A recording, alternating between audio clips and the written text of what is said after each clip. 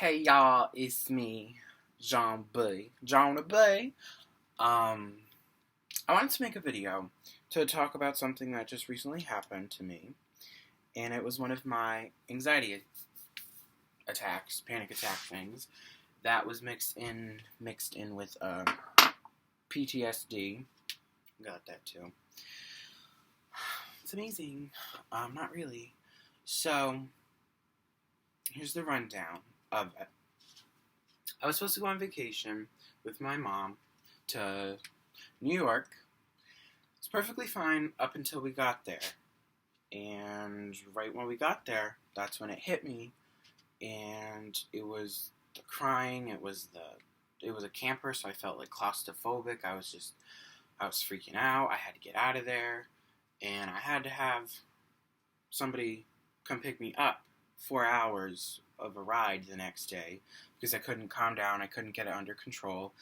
And I was also coming to realize, like, PTSD because it kept reminding me of when I was little, and for some reason that was bothering me so much. Because my leg surgery and stuff, like, connects to a lot of my memories of when I was little, so when I get reminded of them, they kind of freak me out. But usually I can just push them off my shoulders, but this time, I couldn't, and I didn't understand why I was having a panic attack, an anxiety attack too, because, like, it was supposed to be fun. It's not like I was doing school or I was starting a job or something, like, hard that I didn't want to do. There was shopping, there was swimming, there was mini golf, there was all the stuff that I love to do that I wanted to do, but I couldn't because I was just freaking out. So I had to go home. I got home. I've been home now for 2 days, and, because I only went up there for a day and a half. And I was supposed to spend like 5 days up there with my mom, and I felt really bad for leaving my mom because it was supposed to be like our trip, and I felt really bad that I left her there alone.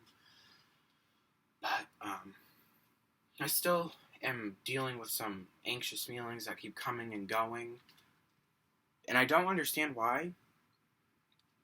Because I'm home now, there's nothing to worry about. But something I did realize: my clothes in my bag smelt like the camper there. So it kept, like, bringing it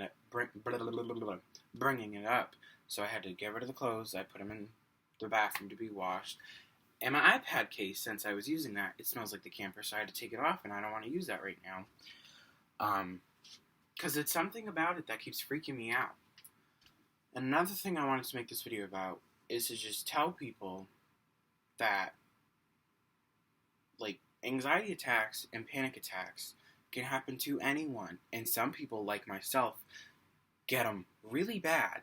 So for people who say, oh, stop being such a pussy, stop being such a baby, just shrug it off and go do this, go do that, it's not like I'm trying to avoid it and not do it. I physically and mentally can't.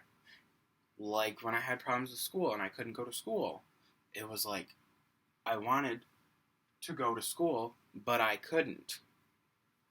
I just getting closer and closer, it literally felt like something inside of me was trying to rip out of me because I was, like, so uncomfortable. I just could not control myself from crying.